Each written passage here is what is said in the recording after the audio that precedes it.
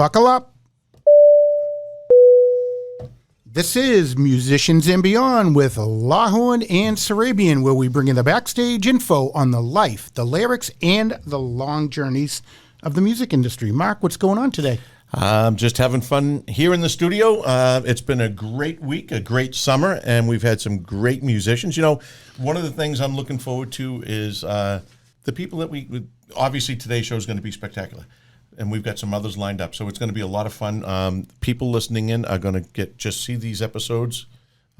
We're getting better at what we do, I think. I agree with you totally. Last week we had Liberty DeVito. He was with Billy Joel for 30 years, and shit, can that guy tell a story? Great personality, great stories, and obviously one hell of a drummer. Yeah, he's a drummer, and he does not own a drum company.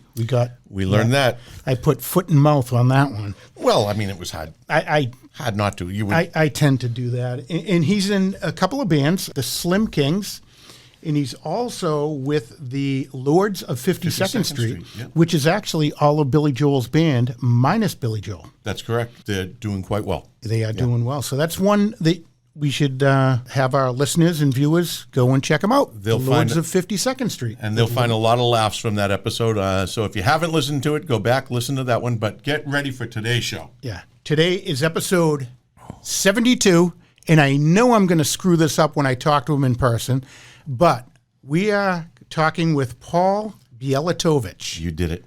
I did it. You did it. Hopefully when we record with him, I don't screw it up. Well, let's see. Certain bets you take. I know. I just can't help myself sometimes. So he is with Carl Palmer's band. And Carl Palmer is of Emerson, Lake and Palmer. Yep, and the new band is Emerson, Lake and Palmer Legacy. It's truly iconic. They play a lot of Emerson, Lake and Palmer music, and they do play a little bit of their own.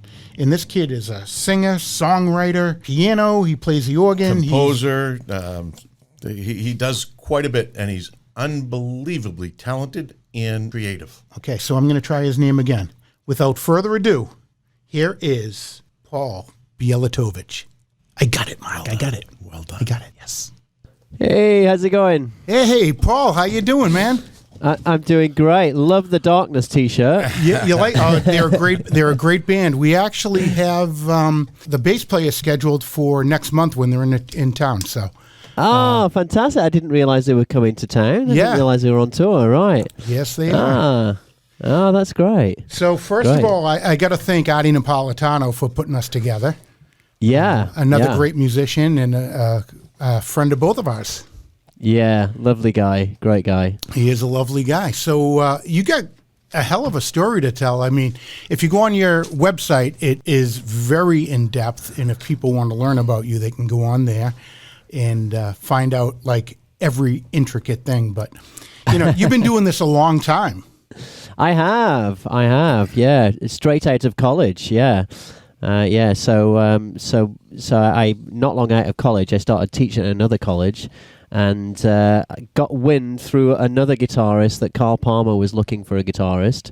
So I sent him a CD, and he liked it, and I've been playing with him ever since, and that was 20 years ago. That's amazing. You're coming up on 20 years playing with them. Yeah, absolutely. Yeah, it'll be March of next year. Probably around this time 20 years ago, I was when I was kind of getting the CD together to send to him. Then how can you be 12? Right.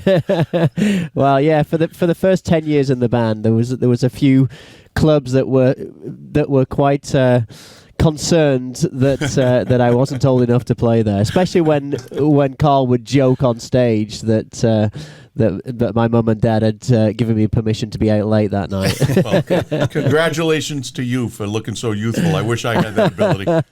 Yeah, you're doing good. So when you were a little kid, you started off doing a lot of gymnastics as a kid. Yeah. And you were heavy into it. That's right, yeah. And then Santa Claus came down the chimney one year and brought you a gift. Tell us what happened. Yeah, this is true. Well, I always grew up around guitars. My dad played guitar, so my earliest musical memories really were of singing Beatles songs while my dad accompanied us. And as you say, I was heavy into the gymnastics. I would go for national competitions, and this was around the age of 10 or 11, and train 4 times a week. So real heavy training session, and it wasn't great for a child of that age, and it really took its toll on my body. So I got a groin injury at like the age of 11, so it just wasn't good for my body. So in the end, I decided to stop and replace one obsession with another. So I kind of poured the obsession I had for gymnastics into the guitar, and here I am. So let me ask you. John asked the question. Santa came down the chimney, brought you your guitar. Where was that chimney? Where did you grow up? That chimney was in Lancashire, in England. About 30 minutes from Manchester. Okay, yeah. So for our listeners, they knew that you didn't have a Boston accent like us, so it was quite obvious. That's right. Yeah. Well, I now live in Dartmouth, which is south coast. I was going to say you're not far from us. That's for sure. You are slowly but surely being turned into a New Englander. Absolutely. I no longer say the letter Z; it's a Z now, and various other things. Yeah. So I was on tour in 2011, and a promoter was promoting 2 of our shows. One of our shows was in Londonderry, New Hampshire, and the other in Fall River, Massachusetts, and that promoter is now my wife. So she got more than she bargained for when she booked the band. Yeah. Excellent. So 2011 is when we met, and then I kind of started coming over to visit, kind of late, mid to late 2012 onwards, and slowly moved my stuff over, one suitcase at a time. There you go. So before we get into the Carl Palmer thing, you were a teacher, and yes, you were writing for guitar magazines. That's right. Yeah, I did that for many years. Yeah, but both transcriptions and the thing that I did most was the guitar magazines and a lot of publications, music publications, didn't want to pay copyright or couldn't afford to pay copyright. So if there was going to be a feature on, say, Jeff Beck or Eric Clapton or Steve Vai, they didn't want to have to pay to use their music. So they would get me to write something in the style of Jeff Beck or Steve Vai and record it and use it as a lesson. So that's what I did for a good many years. I don't know, maybe 5 years, something like that. I did that column. And another column I did for the guitar magazines was I took classical pieces and arranged them for electric guitar. So I did that for a couple of years as well. That's pretty interesting because I saw the video of you playing side by side, 2 guitars, and you were playing a classical. I saw that long before I've heard of you. Long before I knew who you were as a guest, or right. That must be very complicated to take a classical piece like that and turn it into another genre or another instrument. Yeah, well, I guess it is, and I think a lot of people do find it complicated. But when I was 16, I went to a classical music college. Really, it was a course at a college, and I played electric guitar. I kind of started seriously on the electric guitar at the age of 11. So I went there as a guitarist, but a large amount of the curriculum was about classical piano, and I just fell in love with the classical piano. Fell in love with Debussy and Chopin, and thinking, I've played guitar for such a long time, a third of my life. This whole 5 years that I've played for guitar, I don't want it to go to waste. And I'm far too old to learn another instrument. So what I'm going to try to do is I'm going to try to take these classical pieces and play them on guitar. So I was really a frustrated pianist. And of course it was tough to start off with, but then you start kind of thinking like that, and that has become a big way which I think of the instrument. I don't really think of the instrument as a regular guitarist would do. I think of it more as kind of coming from all of these piano pieces that I've learnt. So yeah, I call myself a classical pianist trapped in an electric guitarist's body. I think that's a good. Yeah, that's very obvious, because the audition tape that you sent in to Kyle Palmer, you had on it The Flight of the Hippopotamus. That's right. Right? Yeah, That alone, that is just a total crazy, brilliant guitar solo. And it shows range, it shows just everything. Speed, accuracy, fun, craziness, feelings, everything in like a 1 minute piece. And you know what we're going to do is we're going to play that for our listeners. Wow. We're going to play that right now for our listeners, and then we're going to come back and we're going to talk to you about how you wrote that. Okay, cool.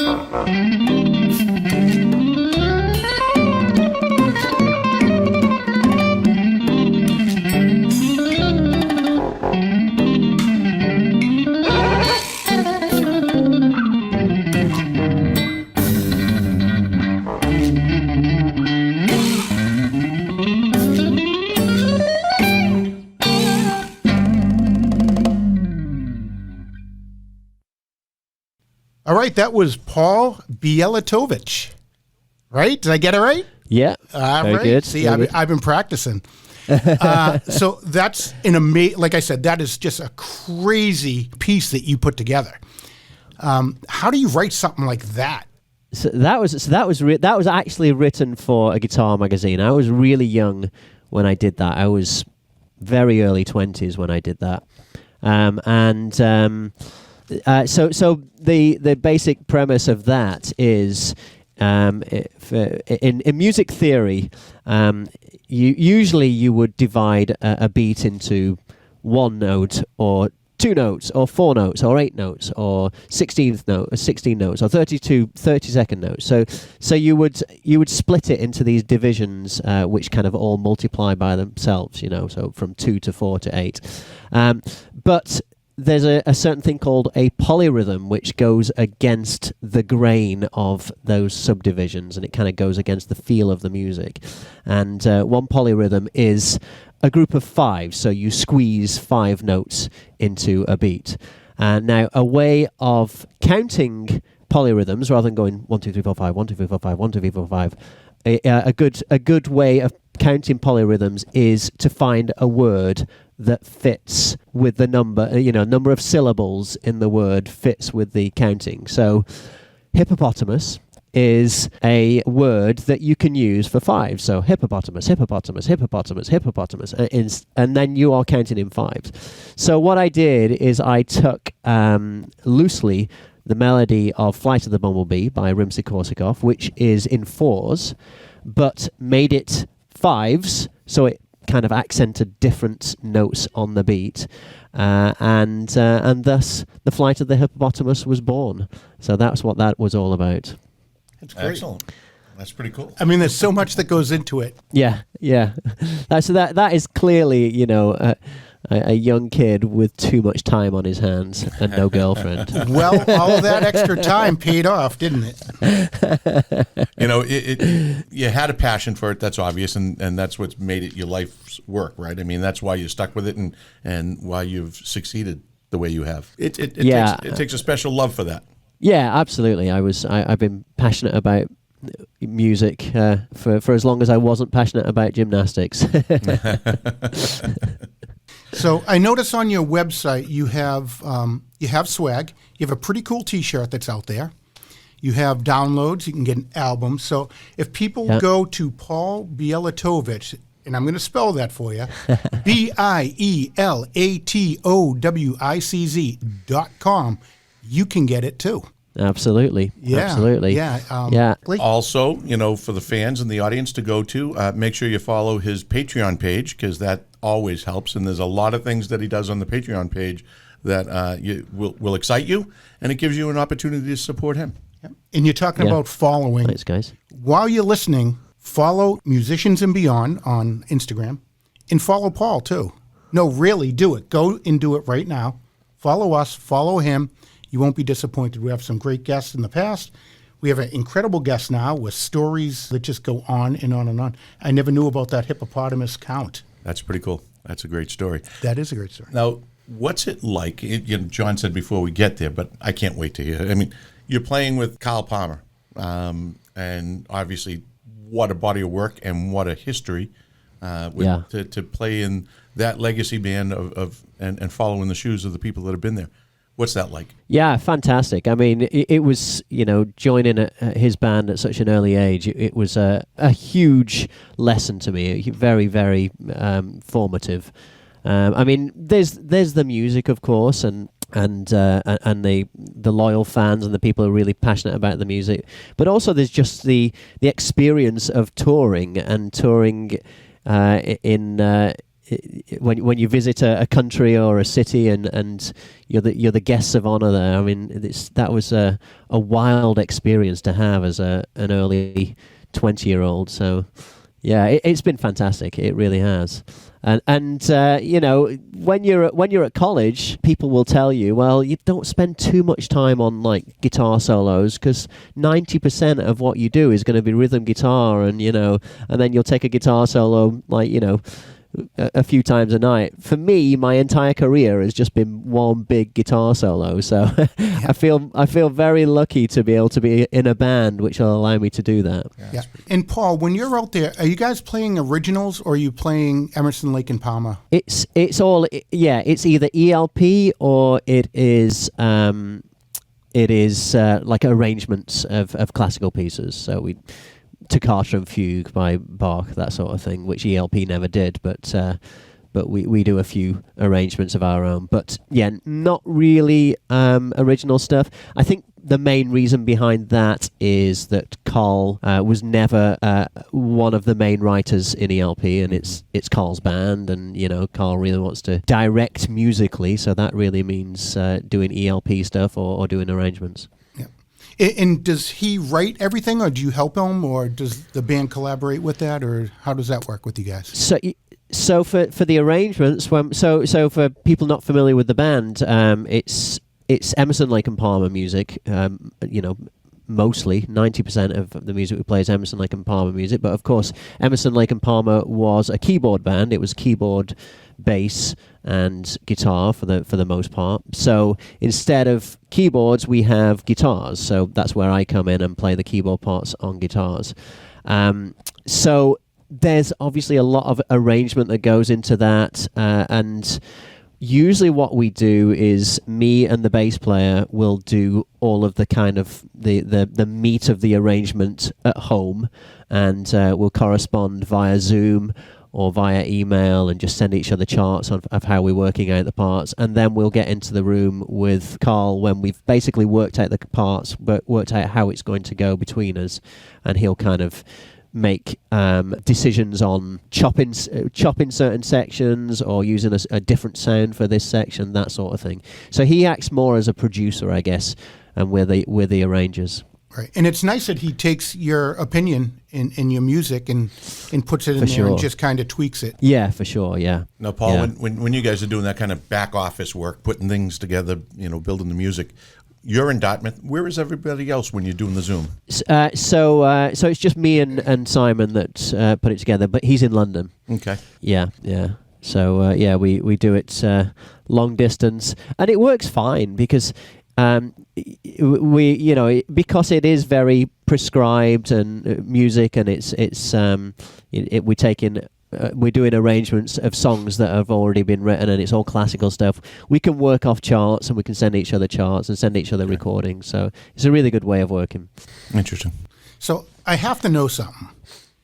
All the crazy sounds that you produce out of your guitar, it's like amazing. Just in the hippopotamus, it's crazy. You have like semi-animal sounds, this. It's fun, just emotion. How do you come up with all these like sounds? Do you just sit there and say, I want to see if I can make something sound like a, whatever? Yeah. I mean, there are in the Flight of the Hippopotamus. There are actually hippopotamus samples that I got. I grabbed. But like for example, in Flight of the Hippopotamus, there's a bit of like really staccato muting, and that was done by taking some toilet paper and shoving it under the strings so it mutes it, so it's the notes barely ring out, and that was I knew I wanted that short staccato sound, and it was the first time I ever tried it. It worked great, so we recorded it, and that was that.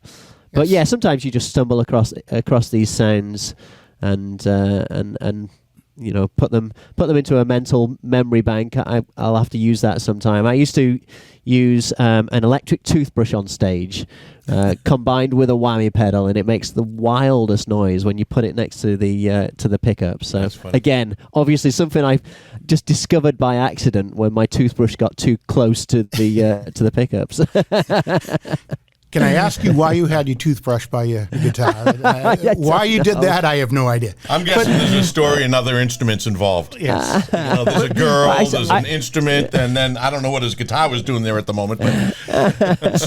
So I did soon learn. Because when I used to play it, I used to. Because obviously, if you're in a big venue, people can't see what it is. So I'd pick it up and I would brush my teeth with it to show people what it was. Yeah. But I soon learnt that, this toothbrush was invariably lying on the dirtiest floors in the whole of the country. So soon learnt not to actually brush my teeth with it because you get a mouthful of grit and grime. I was thinking, across the world, dental hygienists right then and there were cringing. Exactly. So you're very, you use everything around you to make all of these sounds. I mean, look at Van Halen. They used to use an electric drill. Yeah, exactly. Yeah. And speaking of Van Halen, that was kind of the reason why you wanted to be a rock star. Eddie Van Halen was a huge influence. Yeah. The reason I picked up the guitar, like the electric guitar, and wanted to go for the electric guitar was Mark Knopfler. But there's been kind of 3 or 4 big guitarists that have really influenced me. And the next big one after Mark Knopfler was Eddie Van Halen. Yeah. Eddie Van Halen, I remember hearing it, and I heard it obviously quite a lot later than it was released. I remember hearing Eruption and just not knowing what I was hearing. I just couldn't believe that this instrument that I played is capable of those sounds. It was unbelievable. I think when you talk to guitarists around the world, anyone that grew up in the 70s and 80s, and everyone goes back to Eddie. I mean, how can you not? Yeah. Who are the others? Who are the others that you said 4 at least? Who are the other 2 that you'd throw out? So Steve Vai was a huge influence, and Jimi Hendrix, a lot of the blues guys. Yeah. But I'd say those are the big 4: was Steve Vai, Eddie Van Halen, Hendrix, and Mark Knopfler. That's awesome. Now that we're throwing names out, you've been on tour for quite a while. You've been out there. Before we move off the ELP stage of your life or piece of your life, who have you been on tour with that really blew you away, that you've been on the road and just said, wow, this has been so much fun sharing the stage? That's a good question. I mean, some highlights. I've recently done some work with Jordan Rudess of Dream Theater, and just, a musical monster. If ever there was a genetic being made for music, it's Jordan Rudess, and not only his ability, because he's got the most insane perfect pitch. I was talking to him the other day, and he was saying that he says throughout the day he kind of jams in his head and is kind of riffing and kind of thinking of ideas in his head, and we were talking about the difference of him playing guitar and playing keyboards. He said, on the guitar, I've got to stop and think about where those notes are. But on keyboards, when he hears something, anything, there's no time between him hearing it and knowing exactly what key it is. So he can think of an idea and doesn't even have to think about where it is on the keyboard, can just play it. Kind of as you or me can think of words and just say them, he's the same with music, which is just wild, astounding for me. That I am not like that at all.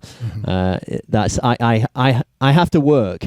I have to I've improved my ear and I've practiced at that stuff. But he has such an innate ability, which is amazing. So I've met a few talented people like that. There's another girl called Rachel Flowers. I don't know if you've come across her. But her primary instrument is the piano or keyboards, but she also plays everything else. So I just did a prog festival back in, was it February this year? And at the end, to close out the festival, me and Rachel played a duet of Debussy's Clair de Lune. And she played it on flute. And we got together to have a quick go-through, but when she played flute, I wasn't plugged in. She couldn't hear my guitar. So instead of playing flute along with me, she just listened and imagined herself playing it and said, yeah, I've got it. We didn't even have a run through. We played it in a completely different key and she was note perfect. So, again, another incredible. And she's blind, one of the incredible musicians that you just natural talent. Well, you said it. It innate. When it's innate and you can do it like that, it's beyond. For someone like yourself, you say it's passion. You work at it very, very hard. For some people, it's their first language, let alone second. For sure, yeah. And I've got to say, of course, for those two people as well, it is their passion. When Jordan isn't playing keyboards, he's playing guitar. What do you do in your spare time? I play this different instrument as a hobby. Now, do you it's just do all that? about music. Can you do that? Sorry? Can you do that? Do you play other instruments? Well, I dabble, but I dabble on piano, but primarily my instrument is guitar. Yeah. So you could play, piano for John and I's band, and John and I can't even sing or dance. Speak for yourself. I'm a good dancer. Actually, I'm not. So on your 20 years on the road, in the big time, our last guest told us some incredible stories of crazy fans. So we had Liberty DeVito he was with Billy Joel for 30 years. He was our last guest. Do you have any stories that you can share with our viewers and listeners that are rated R or PG or G? And remember, your wife may be listening. Funnily enough, with the people joke about groupies, but certainly with the ELP crowd, there's no groupies there. My wife is more comfortable when I'm on tour than when I'm at home, I think, with my whereabouts. So yeah, absolutely. There's nothing like that goes on, and also it's such a muso music, Anybody who wasn't a fan of ELP back in the 70s that's at our show is a musician, and they're there and it's usually a guy, and if there's a girl in the audience, they've come to support their boyfriend.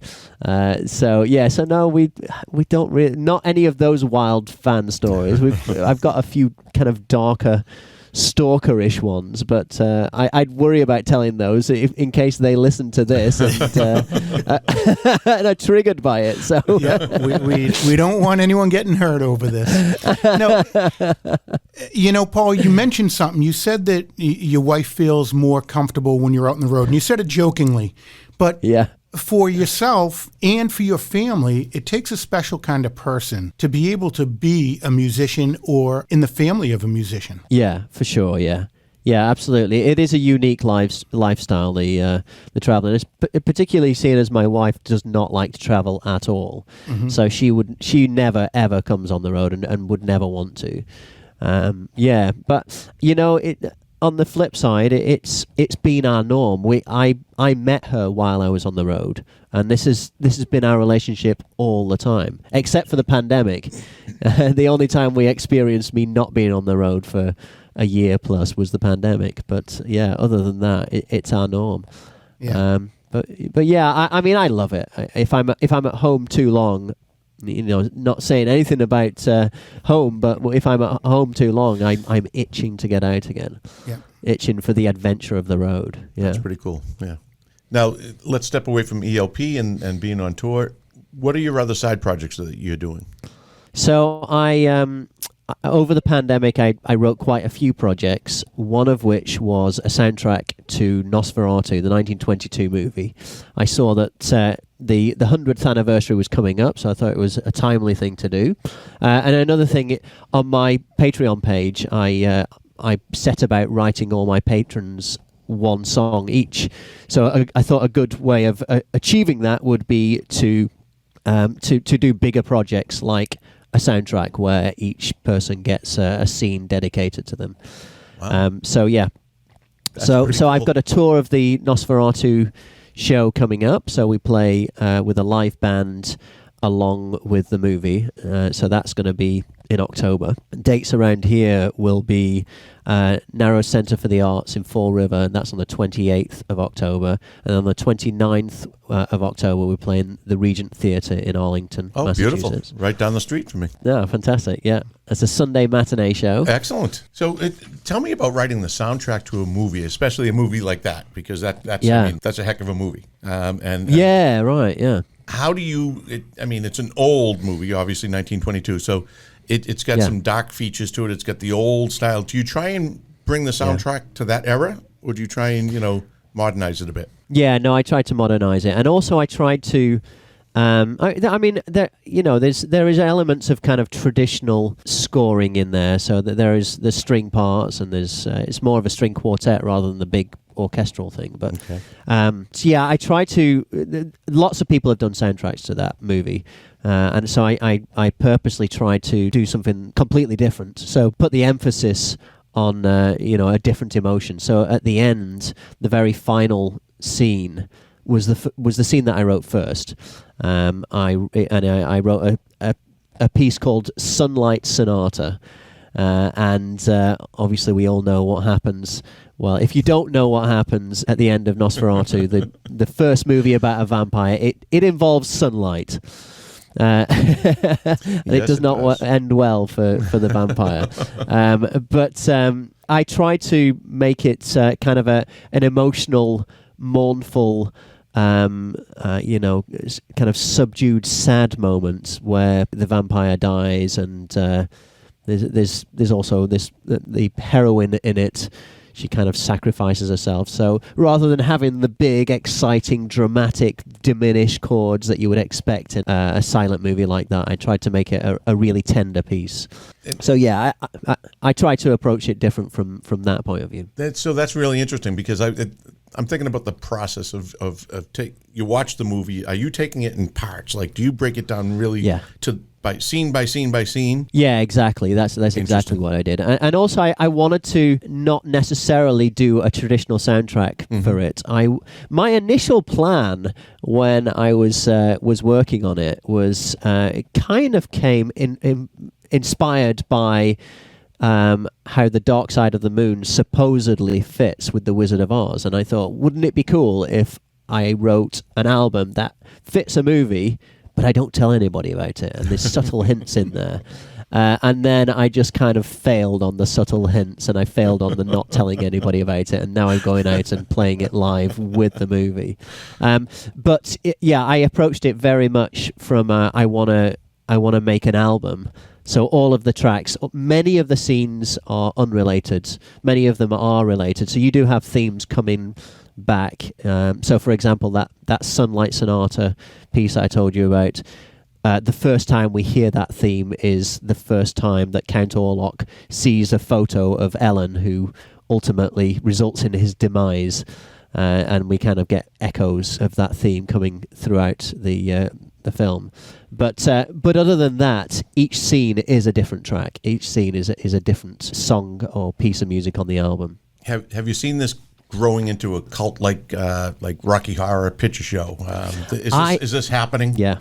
No kidding. I would love to. That is my. I mean, we did it as a one-off show last year, and then I did a solo tour of it where I took my band with me on TV screens. I got them all to individually record their parts, and I had 2 large screens either side of the main projector screen, and so I took them on the road that way.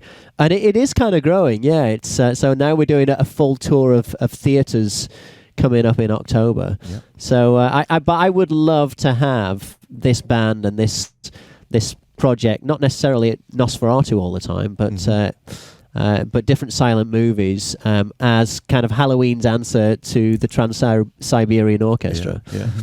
And who are the members in that band? So coming up on this tour, we have got a drummer called Leah Bluestein, and she's from Boston. She lives in Boston now.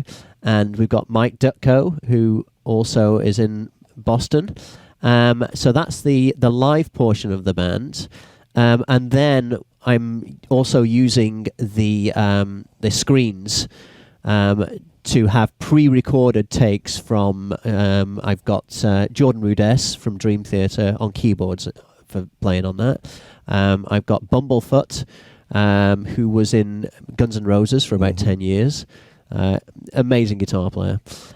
We've got a cellist from the New Bedford Symphony Orchestra called Peter Zay is on there. We've got Arthur Brown of the Crazy World of Arthur Brown, the god of hellfire himself, who is doing narration on it.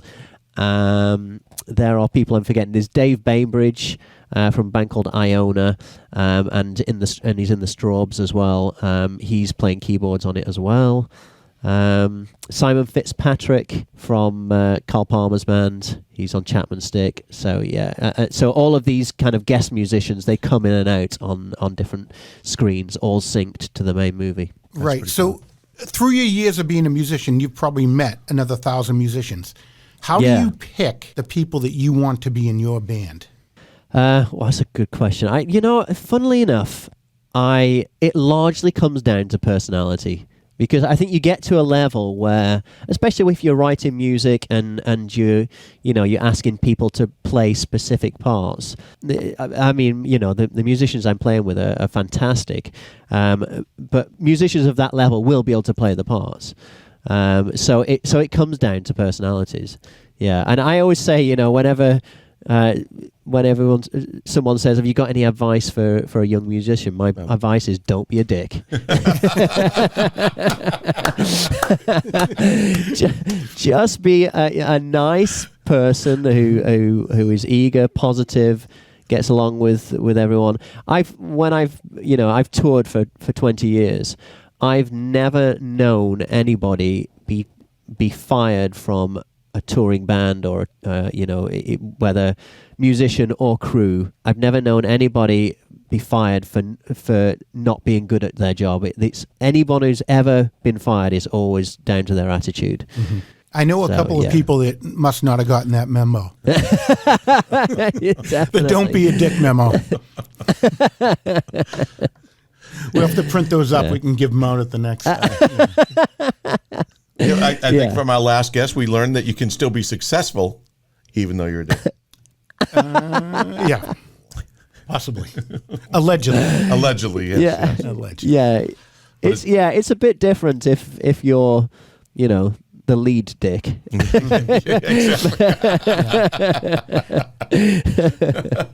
it's amazing that the world is so big, but the music world is really so small. If someone is a dick, it kind of gets around the whole music industry.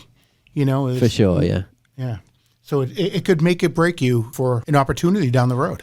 Absolutely. I know of people who won't be asked back on to various festivals or, by various people, and sometimes those small promoters that are promoting the seemingly insignificant event will go on to much bigger things, and all of a sudden certain people can't do bigger things because of that small promoter that they treated badly. Mm-hmm.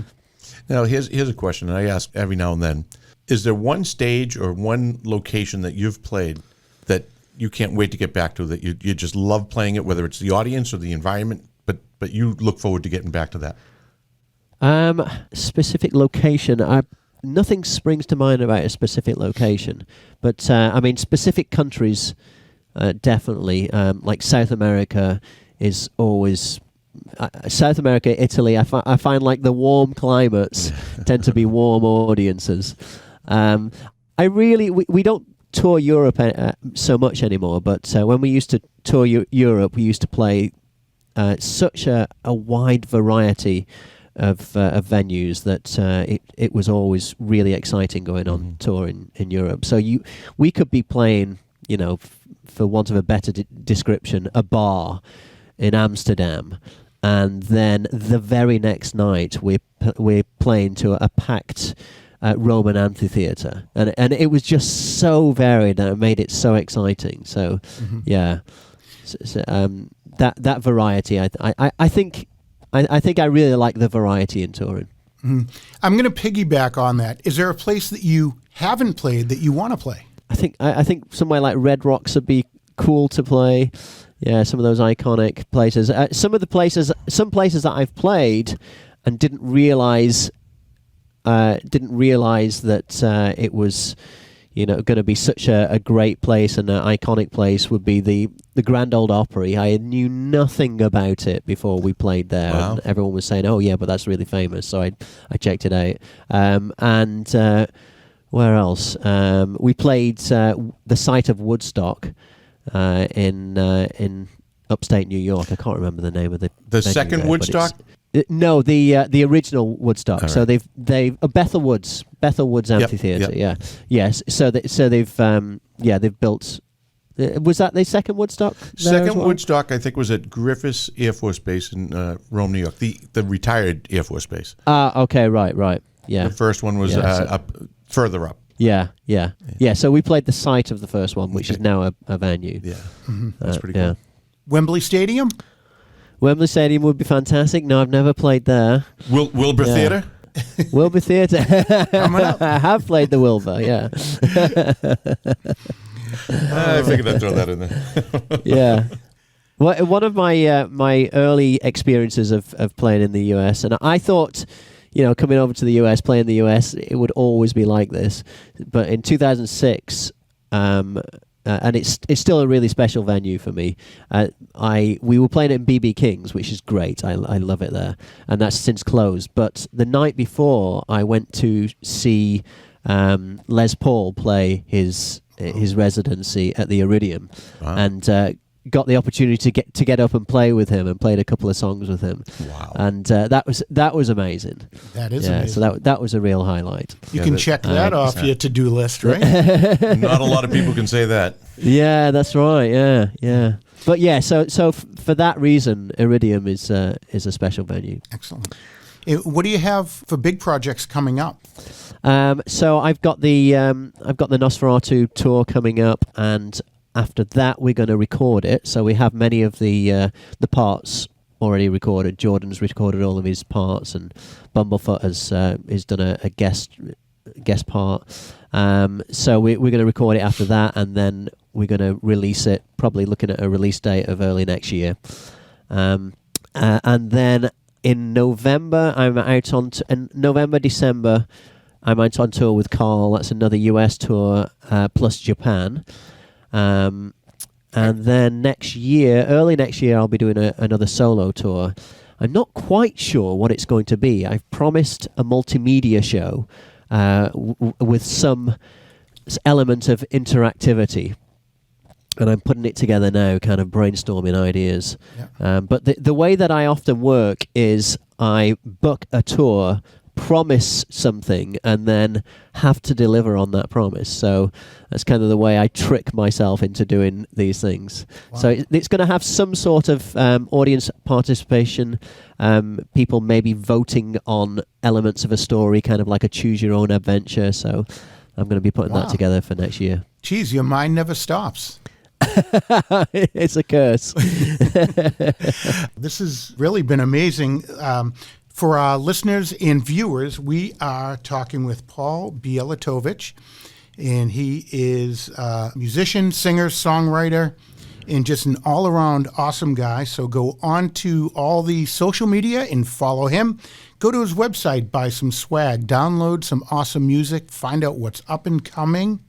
And tell us what the Patreon page name is. It is patreon.com/Paul Bielatowicz. So my full name.